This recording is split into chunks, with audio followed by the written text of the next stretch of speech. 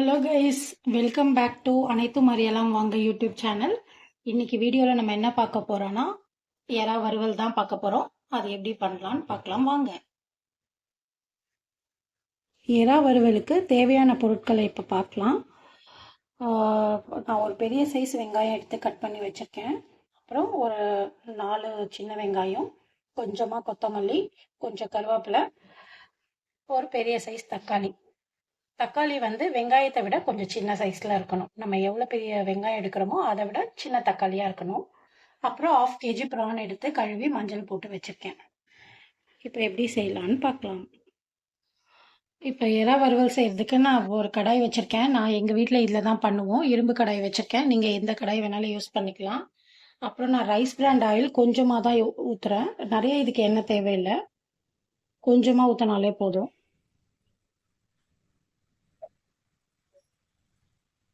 இப்போ எண்ணெய் நல்லா காஞ்சிடுச்சு. இன்க்ரீடியன்ட் சொல்லும் போது கொஞ்சமாக கடுகும் சோம்பும் சொல்ல மறந்துட்டேன். அதையுமே கொஞ்சமாக சேர்த்துக்கோங்க. அது நல்லா பொரிஞ்சதுக்கு அப்புறமா வெங்காயம் ஆட் பண்ணிக்கலாம்.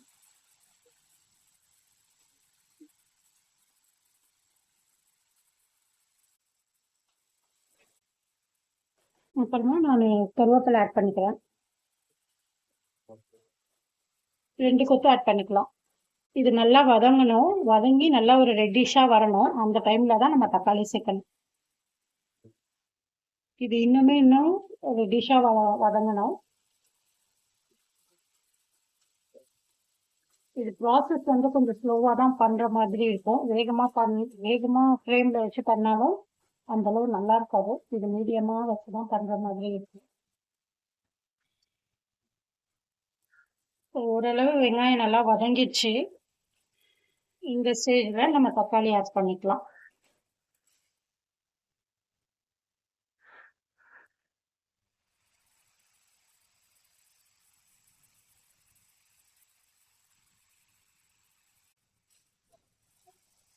தக்காளி நல்லா ஓரளவு வதங்கணும். அதுக்கப்புறமா நம்ம என்னென்ன மசாலா ஆட் பண்ணணும்னு பண்ணிக்கலாம். இப்போ தக்காளியும் வெங்காயமும் ஓரளவு நல்லா வதங்கிடுச்சு.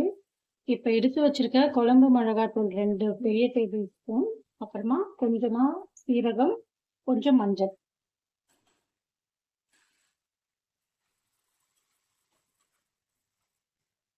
இப்போ அடுப்பை நல்லா சிம் பண்ணிக்கணும். ஓரளவு பச்சை ஸ்மெல் போகணும். இந்த ஸ்டேஜில் நம்ம மிக்ஸி அரைச்சிருக்கோம், இந்த தண்ணியை மட்டும் கழுவி ஆட் பண்ணிக்கலாம். இது வறுவலுன்றதுனால நிறைய தண்ணி ஆட் பண்ணக்கூடாது, லிமிட்டடாக தான் ஆட் பண்ணணும். ஏன்னா எறாக்குள்ள இருந்துமே திருப்பி கொஞ்சம் தண்ணி வரும். நான் ரொம்ப கம்மியாக தான் ஆட் பண்ணியிருக்கேன் தண்ணி. அப்புறம் இந்த ஸ்டேஜ்லேயே தேவையான அளவு உப்பையுமே நம்ம ஆட் பண்ணிடுவோம். உப்புனா உங்களுக்கு ஏற்ற மாதிரி நீங்கள் பார்த்து ஆட் பண்ணிக்கோங்க. அவ்வளோதான். இப்போ இது நல்லா கொதிச்சு இதுலேருந்து எண்ணெய் பிரிஞ்சு வந்ததுக்கு அப்புறமா தான் நம்ம எறா போடணும். எறா வந்து சீக்கிரம் குக் ஆகிடும். இந்த ஸ்டேஜ்லேயே நம்ம போட்டால் அது ரப்பரிஷ் ஆகிடும். அதனால இதுலேருந்து நல்லா எண்ணெய் பிரிஞ்சு இது ஓரளவு இதுவே நல்லா குக் ஆகி நம்ம சாப்பிட்ற அளவு ஆகிடும். அந்த டைமில் தான் நம்ம ப்ரான் ஆட் பண்ணி ஒரு 10 மினிட்ஸ் விட்டு அதுலேருந்து வர தண்ணி எல்லாம் வற்றி கிண்டி இறக்க வேண்டியதான். அவ்வளோதான். இப்போ ஓரளவு ரொம்ப நல்லாவே வதங்கிடுச்சு. இந்த ஸ்டேஜில் நம்ம ப்ரானை ஆட் பண்ணிக்கலாம். இப்படியே சாப்பிட்டிங்கன்னா கூட ரைஸோட நல்லா தான் இருக்கும். அப்படியும் சாப்பிட்லாம். இப்போ நான் ப்ரான் 1/2 kg எடுத்து வச்சுருக்கோம், அதை ஆட் பண்ணிக்கிறேன்.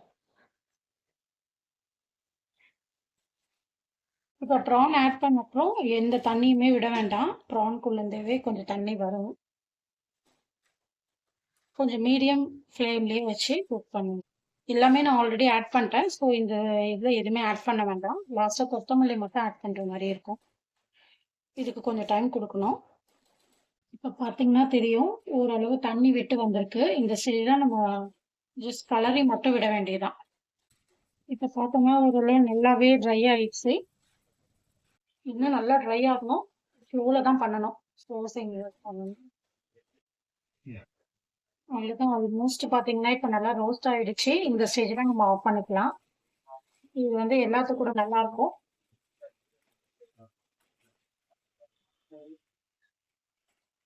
இந்த மாதிரி ஆகிறதுக்கு நம்ம கொஞ்சம் கலர்கிட்டே இருக்கணும், இல்லை அடி பிடிச்சிரும். அவ்வளோதான். இந்த ஸ்டேஜில் நம்ம ஆஃப் பண்ணிக்கலாம். இப்போ நம்ம கொத்தமல்லி போட்டுக்கலாம். அவ்வளோதான் கைஸ். இதை நீங்களும் ட்ரை பண்ணி உங்கள் வீட்டில் பாருங்கள். பார்த்துட்டு எப்படி இருக்குன்ட்டு எனக்கு கமெண்ட் பண்ணுங்கள். உங்களுக்கு இந்த வீடியோ பிடிச்சிருந்ததுன்னா லைக் பண்ணுங்கள், ஷேர் பண்ணுங்கள், மறக்காமல் சப்ஸ்கிரைப் பண்ணுங்கள். அடுத்த வீடியோவில் பார்க்கலாம். தேங்க்யூ.